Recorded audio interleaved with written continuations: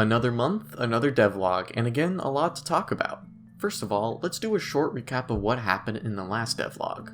The last devlog talked about the idea of Colorless and what type of game it will be. Colorless will be a turn-based RPG with time attacks and defense to do more damage or to take less damage like the Mario RPG series. We also talked about the first renditions of the battle system. It has evolved into almost a complete state now. We are able to do 2 basic time attacks, examine enemies, time defense, and use food items.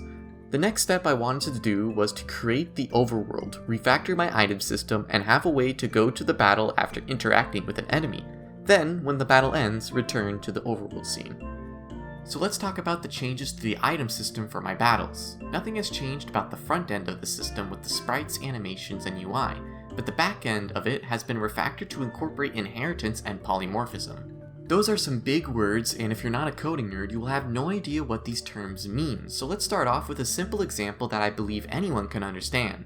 Let's say you have a magical backpack that includes items. Now let's say you want to give this backpack food, medicine, keys, and homework to hold. But the backpack won't let you put anything into it until you give it a name and a description of the thing you're trying to put into it.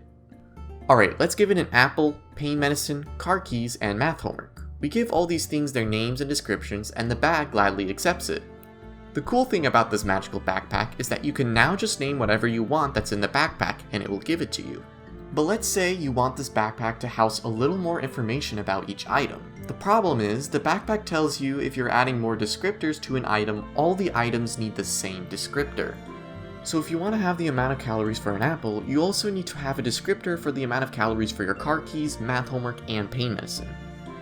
That's kinda dumb and a waste of valuable space. Space in a computer's memory is incredibly important, and we want to keep it as clean as possible.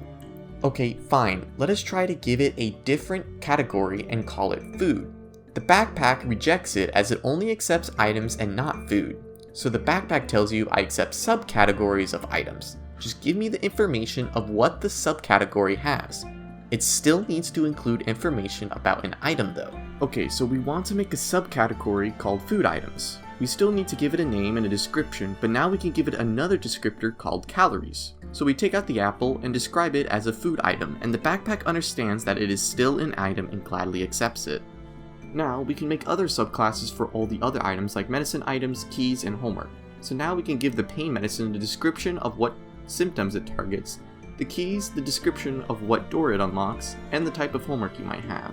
This is what inheritance is. All these things are classified as items, but they also have a subcategory that gives them more information. So let's say I want to add a banana to my backpack. Well, first let me say that it is a food item, so now I can give it a name, a small description, and since it is a food item, I give the amount of calories it gives. The backpack accepts it even though it's a food item because it classifies it as just an item. Now let's try asking the bag if I can take out medicine that relieves cough symptoms, but the bag responds, sorry buddy, but I just know what an item is. I need the name or description if you want to take it out. Well, that is also kind of dumb. Medicine got some wacky names sometimes, and if you want to compare values to other things, like comparing the calories between the apple and banana, this won't be possible. This is where polymorphism comes into play. Alright, let's ask it this instead. Well, okay, can you search my entire bag and tell me once you find an item classified as a medicine item, to let it just be equal to a medicine item, and then check if it relieves a cough, and if so, take it out. The bag responds, you got it, chief. I found an item that was classified as a medicine item, and now that I see it's a medicine item, I know it relieves cough symptoms, so I will take it out for you. This sounds kind of weird to do in order to get something out of a bag, but this is exactly how code has to be written in order to have an item inventory that supports multiple different types of items. Right now, I have 2 types of items that will be included in this battle item inventory, battle items and food items. Both of these items have different things they do, and they don't need the same data for each, so we make them inherit the item class that has the basics. The reason we do this is so we can put both of these different data types into the same list, array, or dataset. More computer science terms, but basically when we make a new dataset for anything, we give it what data type it is, and we can't change it or have any data that is not the data type we described. So if I make a dataset that has only numbers and try to let it store a value of a letter, errors will be made as it is not the same data type. So that's why we inherit from the item class. Our data type is items, and even though the things we are putting into it are battle items and food items, the computer still sees it as an item. Now, we want to describe the differences between both the battle item and food item.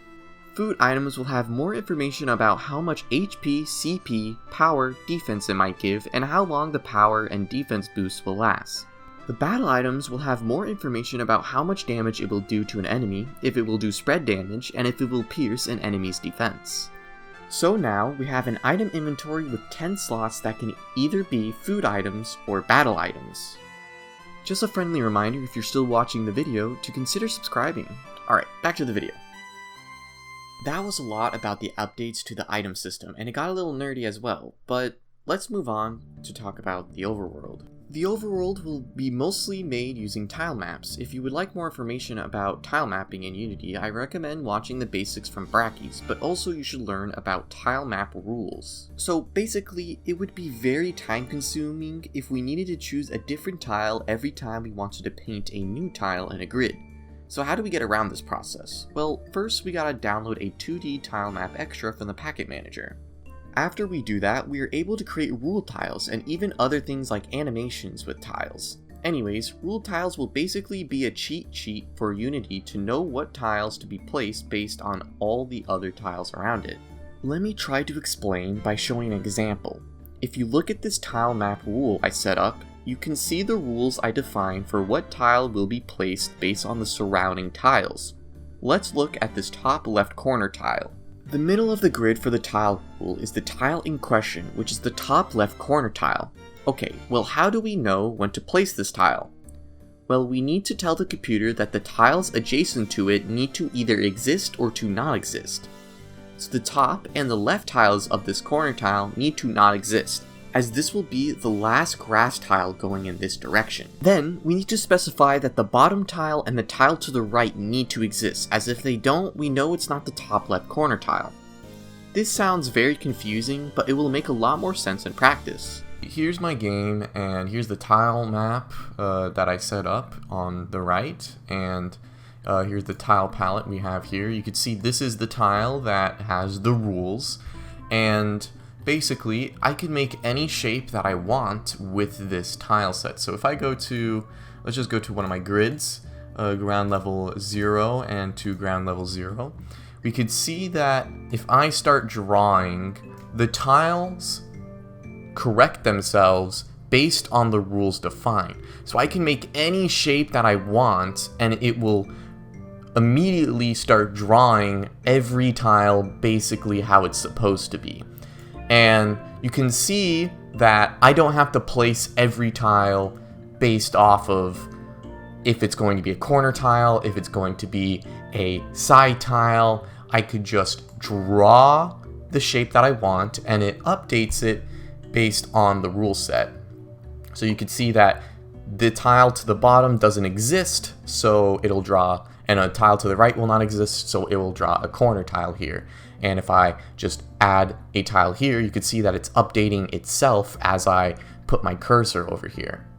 And basically that's how tile rule sets work. So I don't want to draw, oh, I gotta draw this, and now I gotta draw this, and then I gotta draw this, and then I gotta draw this, then I gotta draw this, and then I gotta... This just becomes very time consuming to do. And like you see, I make a mistake, so then I have to fix it, and then, oh, this needs to be a mistake, so now I have to fix that, and then there we go, now I have my shape. But with just these tile rule sets, I can draw whatever shape I want, and it updates it accordingly, and this just speeds up the process immensely.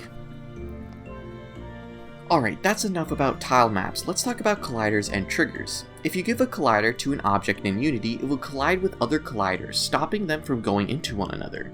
We use colliders to make walls, block off terrain, and let the player not go where they are not supposed to. I created a basic movement script for my game and gave the player a collider and surrounded the terrain like walls to block off the player.